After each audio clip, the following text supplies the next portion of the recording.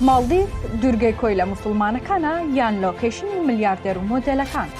ئەو ڕاستیە سەیر و سەرنجڕاکێشانەی تا ئێستا دەربارەی مالدیف نەدویستوە.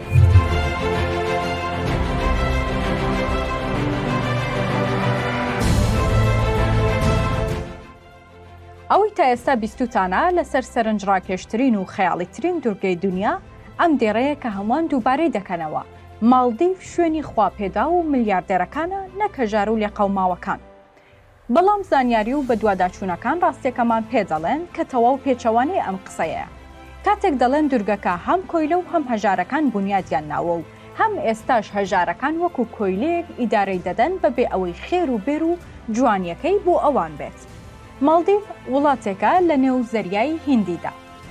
سەر بە کیشوەری ئاسیایە و دەکەوێتە باشووری هێندستان یان باشووری ڕۆژئاوای سریلانکا. بچووکترین وڵاتی کیشوەری ئاسیایە، بە جۆرێک وڵاتەکە هیچ زەویەکی نییە بۆ کشت و کاڵکردن.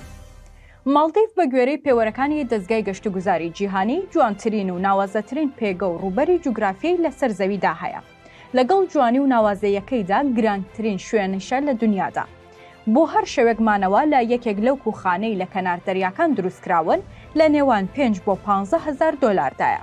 بەڵام خەڵکەکەشی لە خراپترین دۆخدا ژیان دەگوزارێن و ئەو 365 دوورگەی دەکەوێتە وڵاتەکەیان نەک سوودی ئەو هەموو پارە و داراییەی لێ نابینن، بەڵکو بە تەواوی خۆشیان کراونەتە کۆیلە و هەر ڕۆژێک کار نەکەن نانی ڕۆژی دواتریان نییە بیخۆن.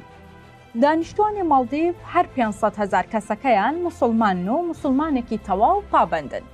ئەوان لە سەردەمی فتوحاتی ئیسلامیەوە لە ئاینی بودیەوە هاتوونەتە نێو ئیسلام، بەڵام لە 200 لەمەوە بەرەوە خراونەتە ژێر دەسەڵاتی بەریتانیاوە.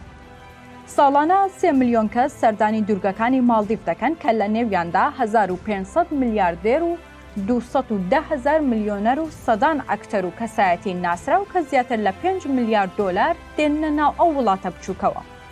دوو باڵی بەهێز لە وڵاتەدا دەسەڵاتیان لەدەستدایە کە باڵی یەکەمیان دەسیاسین و بەریتانیەکان پشتیوانیان دەکەن و ئەوەی تر چینیەکان. ئەم ناکۆکێش وای کردووە ئاگایان لە ژیان و گوزەرانی خەڵکی وڵاتەکان نەمێنێت و سەرقاڵ بن بە خزمەت و نۆکەرایەتی ئەوروپی و چینیەکان و خەڵکەکەش لە برساندا سەرقاڵی ڕاوەماسی بن. تەواوی ساڵەکە یاخود خزمەتکاری ئەو گەشتیارانە دەکەن کە دەچنە ئەوێ. گەشتێکی تەواو پڕکوالەتی گەشتیارێک لە مالدیف لانی کەم 50,000 دۆلار واتە 5 دەفتەری تێدەچێت. لە بەرامبەردا تا گەشتیارەکە دەگەڕێتەوە خزمەتکارە موسڵمانەکەی کە خەڵکی وڵاتەکەیە تەنها 35 دۆلاری دەست دەکەوێت و ئەوەی تر دەچێت بۆ شوێنی تر.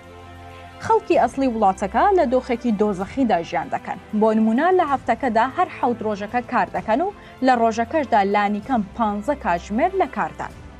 تا ئێستاش لە 4 خەڵکی مالدیف توانیویانە گەشتی دەرەوەی وڵاتەکەی خۆیان بکەن.